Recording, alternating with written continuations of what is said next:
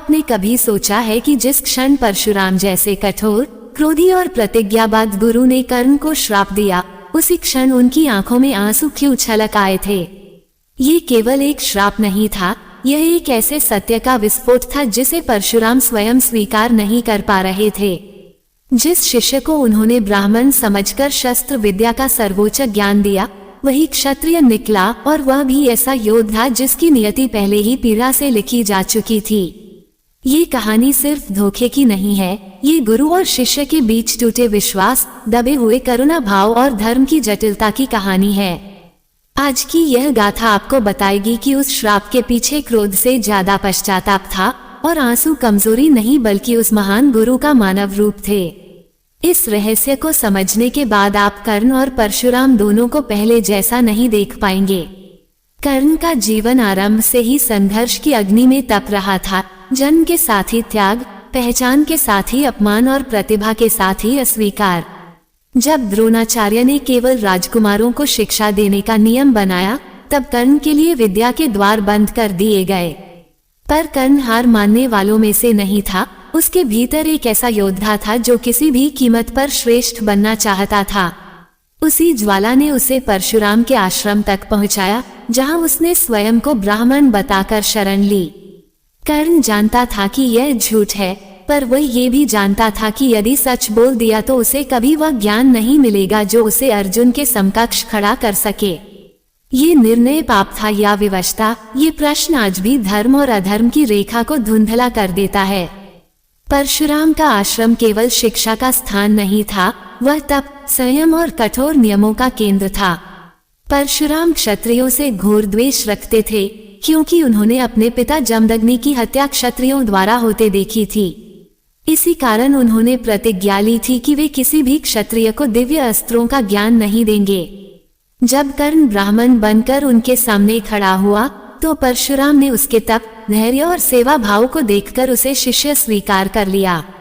कर्ण की साधना असाधारण थी। वह बिना थके, बिना प्रश्न किए गुरु की सेवा करता रहा। परशुराम भी भीतर ही भीतर इस शिष्य से प्रभावित होने लगे थे, क्योंकि कर्ण में उन्हें वही तेज दिखता था जो केवल महान योद्धाओं में होता है। यहीं से गुरु और शिष्य के बीच एक गहरा, मौन संबंध बनने लगा, जो सत्य से अधिक विश्वास पर टिका था। कर्ण ने परशुराम से जो विद्या पाई, वह साधारण नहीं थी। वह ब्रह्मास्त्र जैसे दिव्य अस्त्रों का गूढ़ ज्ञान था, जिसे धारण करने के लिए आत्मसंयम और सत्य दोनों आवश्यक होते हैं। परशुराम कर्ण को केवल शस्त्र चलाना नहीं सिखा रहे थे, बल्कि उसे युद्ध का धर्म, क्षमा का अर्थ और शक्ति का संतुलन भी समझा रहे थे। कर्ण हर शिक्षा को मौन श्रद्धा के साथ ग्रहण करता गया, पर उसके भीतर का सत्य हर क्षण उसे कचोटता रहा। वह जानता था कि जिस ज्ञान की नींव पर उसका भविष्य खड़ा हो रहा है, वह एक झूठ पर टिका है। फिर भी कर्ण ने कभी पीछे मुड़कर नहीं देखा, क्योंकि उसके लिए यह विद्या सम्मान पाने का एकमात्र मार्ग थी। यहीं से उसकी महानता और उसकी त्रासदी दोनों एक साथ आकार लेने लगी। एक दिन वही क्षण आया जिसने इस मौन संबंध को तोड़ दिया और सत्य को उजागर कर दिया। परशुराम की जांघ पर सिर रखकर कर्ण विश्राम कर रहा था, तभी एक विषैला कीट कर्ण की जांघ में धंस गया।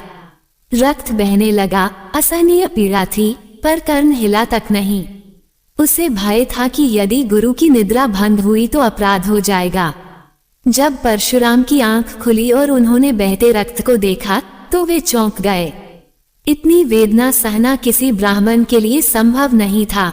उसी क्षण परशुराम को सत्य समझ आ गया कि यह शिष्य ब्राह्मण नहीं, बल्कि क्षत्रिय है। ये केवल पहचान का खुलासा नहीं था, यह उस विश्वास का टूटना था जिस पर गुरु ने अपना ज्ञान उंडेल दिया था। सत्य सामने आते ही परशुराम के भीतर वर्षों से दबा हुआ क्रोध ज्वालामुखी की तरह फूट पड़ा। उन्हें लगा कि उनके साथ छल हुआ है, उनकी प्रतिज्ञा को तोड़ा गया है और उनके तप का अपमान किया गया है। क्रोध में उन्होंने कर्ण को धिक्कारा, पर उस धिक्कार के पीछे एक गहरी पीड़ा भी छिपी थी। परशुराम जानते थे कि कर्ण साधारण नहीं है, वह असाधारण योद्धा है, और उसी असाधारणता ने उन्हें भीतर तक झकझोर दिया था। क्रोध के आवेग में उन्होंने श्राप दिया कि जिस समय कर्ण को अपने सबसे बड़े अस्त्र की सबसे अधिक आवश्यकता होगी, उस समय वो उसे भूल जाएगा। पर यह श्राप देते हुए परशुराम की वाणी कठोर थी, पर हृदय कांप रहा था, क्योंकि वे समझ चुके थे कि ये दंड एक ऐसे शिष्य को मिल रहा है जिसने सेवा में कभी छल नहीं किया था। श्राप देते समय परशुराम की आंखों में जो आंसू थे, वे केवल क्रोध के बाद की शांति नहीं थे, वे आत्मग्लानि के आंसू थे। उन्हें ये बोध हो गया था कि उन्होंने जिस शिष्य को दंड दिया है वह अपराधी से अधिक एक विवश आत्मा है। कर्ण ने झूठ कहा था, पर उसका उद्देश्य विद्या था, सत्ता नहीं। परशुराम ये भी समझ चुके थे कि यह वही शिष्य है जिसने उनके शरीर पर पीड़ा सह ली, पर गुरु की नींद भंग नहीं होने दी। ऐसा संयम, ऐसी सहनशीलता केवल महान आत्माओं में होती है। उसी क्षण परशुराम का गुरु हृदय जाग उठा, पर तपस्वी का धर्म उन्हें पीछे खींच रहा था। आंसू इसलिए थे क्योंकि वे जानते थे कि यह श्राप कर्ण के जीवन को नहीं, उसके भाग्य को बदल देगा, और इस परिवर्तन के साक्षी वे स्वयं बन चुके हैं।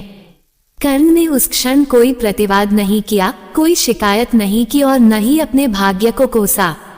उसने शांत स्वर में केवल इतना कहा कि गुरु का निर्णय उसके लिए अंतिम सत्य है। कर्ण का ये स्वीकार परशुराम के हृदय को और अधिक विदीर्ण कर गया। उन्हें लगा कि यह शिष्य क्षमा के योग्य है, पर धर्म की मर्यादा उन्हें रोक रही है। परशुराम ने कर्ण को आश्रम से विदा किया, पर विदाई में गुरु का हाथ कांप रहा था। वे जानते थे कि उन्होंने जिस अस्त्र विद्या को दिया है वह अब एक ऐसे योद्धा के पास जा रही है जिसकी नियति पहले ही पीड़ा से बंधी है। उस मौन विदाई में शब्द नहीं थे, पर दोनों की आंखों में भविष्य की अनकही त्रासदी स्पष्ट दिखाई दे रही थी। समय ने परशुराम के श्राप को धीरे धीरे कर्ण के जीवन में अर्थ देना शुरू कर दिया। कर्ण ने अनेक युद्ध लड़े, असंख्य वीरों को पराजित किया और अपनी महानता सिद्ध की, पर उसके भीतर कहीं एक भय सदा जीवित रहा। वह जानता था कि एक दिन ऐसा आएगा जब उसका ज्ञान ही उसे धोखा देगा। कुरुक्षेत्र के युद्ध में जब वह अर्जुन के सामने खड़ा था, तब नियति ने वही क्षण चुना। भूमि में रथ का पहिया धंस गया और कर्ण ने अपने दिव्य अस्त्र का स्मरण किया, पर मंत्र शून्य हो चुके थे। ये वही क्षण था जिसकी भविष्यवाणी परशुराम ने की थी। उस पल कर्ण ने न तो गुरु को कोसा, न ही भाग्य को, उसने केवल धर्म को नमन किया और वीरगति को स्वीकार किया। उस अंतिम क्षण में कर्ण के मन में क्रोध नहीं था, केवल स्मृतियां थीं। उसे परशुराम का वही चेहरा याद आया, जहां क्रोध के पीछे करुणा छिपी थी और श्राप के पीछे आंसू। कर्ण समझ चुका था कि गुरु ने उसे नष्ट करने के लिए नहीं, बल्कि धर्म के संतुलन के लिए दंड दिया था। यदि वह अस्त्र उस समय चल जाता तो युद्ध का धर्म टूट जाता।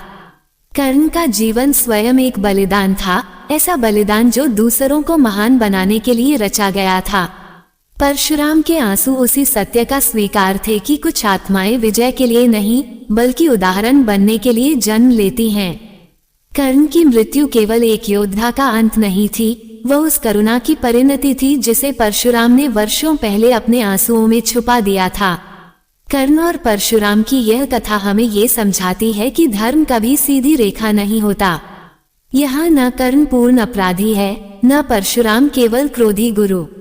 कर्ण का झूठ स्वार्थ से नहीं, सम्मान की खोज से जन्मा था, और परशुराम का श्राप प्रतिशोध से नहीं, प्रतिज्ञा की मजबूरी से।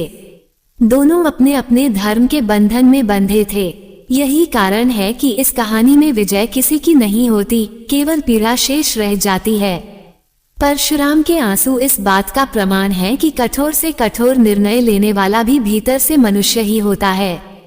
कर्ण की चुप्पी यह सिखाती है कि सच्चा वीर वही है जो अन्याय को भी मर्यादा के साथ सह ले।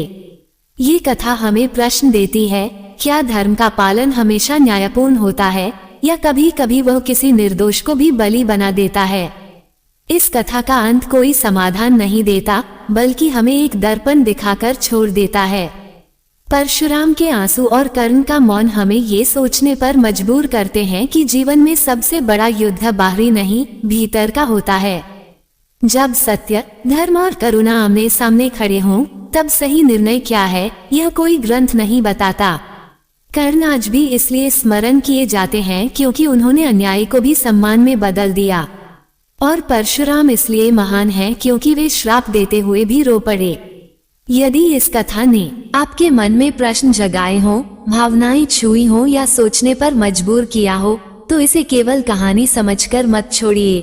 इस वीडियो को लाइक कीजिए, अपनी राय कमेंट में लिखिए और ऐसे ही गहरे रहस्यों को समझने के लिए चैनल को सब्सक्राइब कीजिए, क्योंकि हर कथा केवल सुनने के लिए नहीं, समझने के लिए होती है। धन्यवाद।